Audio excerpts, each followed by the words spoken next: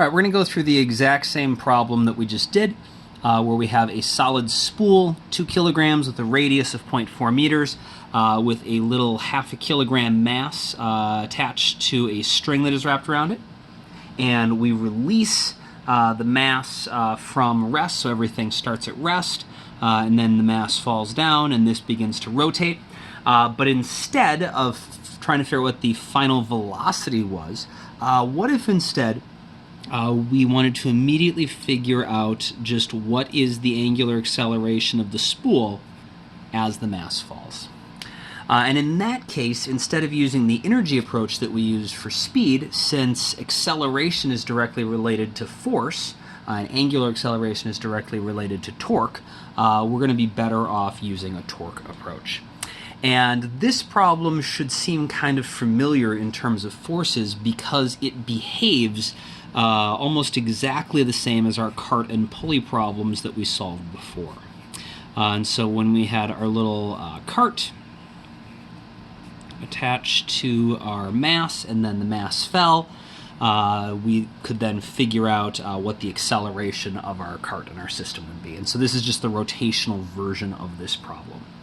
And just like when we were doing this problem, to figure out what was happening with the falling block, we had to draw a little free body diagram for it. We're going to do the same thing here. So if I've got my spool and the block is sort of mid-fall, we know that while that is happening, the net force on our little hanging block has to be downwards. That's why it's going to fall. And that comes from two forces. There is a force of gravity pulling downwards on our block, but there's also a tension force pulling upwards, and that tension force has to be smaller than the force of gravity. That means that our net force is going to be the force of gravity minus the force of tension, which is of course equal to mass times acceleration, because that's Newton's second law. Now that tension force is the exact same force that causes the spool to rotate, because the string is attached to the spool as well as to the block, and so if the block is getting pulled upwards with the tension force, the spool is going to be getting pulled forward with that tension force, and it is that tension force that causes the torque that causes this to start twisting and accelerating. And so we know that the torque is R cross F, which the easier way to think about it for this particular situation is R cross F is going to be the radius times the component of the force that is perpendicular to the radius, which is what the tension is here. Our radius, and you can imagine, going right out from the center of the cylinder, is going to be perpendicular to the tension, because the tension is tangent to the edge of the cylinder, because the string is wrapped around the outside of it. And so if the torque is equal to the radius times the perpendicular component of the force, and that perpendicular component of the force just is the tension force, that means the torque is equal to the radius times the tension force, and we know that is also equal to the moment of inertia times the acceleration.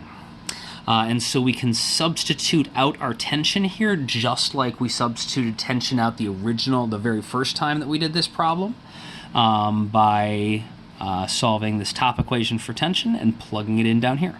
And so the force of tension is going to be equal to the moment of inertia times alpha divided by the radius. I'm just going to plug that into here. And so we're going to get the force of gravity, that's of course mg,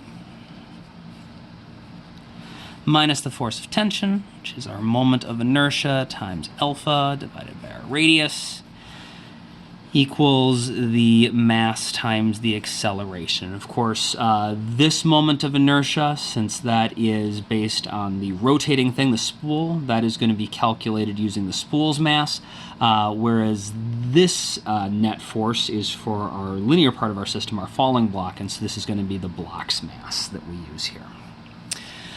We know the moment of inertia for our spool is 1/2 mr squared because it's a solid spool. So use the mass of the spool times its radius squared. So that's going to give us mg minus... Oh, and the other thing we need to do is we have both an alpha and an acceleration. And so however fast the block is accelerating downwards is how fast the string is accelerating, which means that's how fast the outside edge of the cylinder is accelerating. And so the acceleration of the block is the same as the tangential acceleration of the edge of the cylinder. And we know the relationship between alpha and acceleration is that the acceleration... Oops.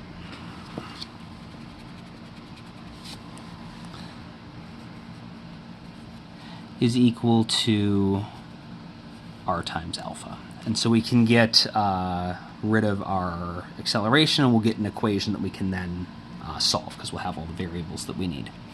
So mg minus 1/2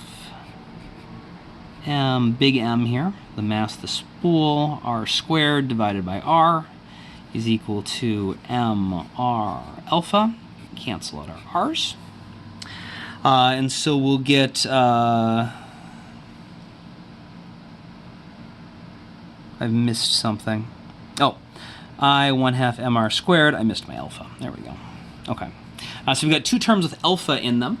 We want to solve for alpha, so first I'll combine my like terms, my alpha terms. So we'll get mg equals little mr alpha plus 1/2 big M r alpha. And so that means that alpha is going to be equal to mg divided by little mr plus 1/2 big mr. Which if we... angular acceleration is going to be mg divided by the mass of the hanging mass times the radius of the spool plus 1/2 the mass of the spool times the radius of the spool. And so if we plug in our values, we should hopefully get the same thing that we got for the previous problem. So little m is 0.5, g is 9.8. The little mass is again 0.5, the radius was 0.4, plus 1/2 times 2 times 0.4, and if we punch that all into our calculator, we do indeed get our 8.17 radians per second, or radians per second squared.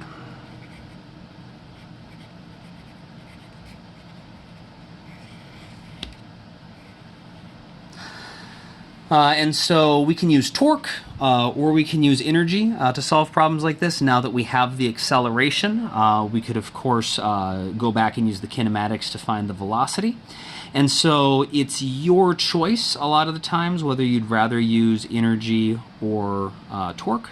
However, you should be able to use both approaches.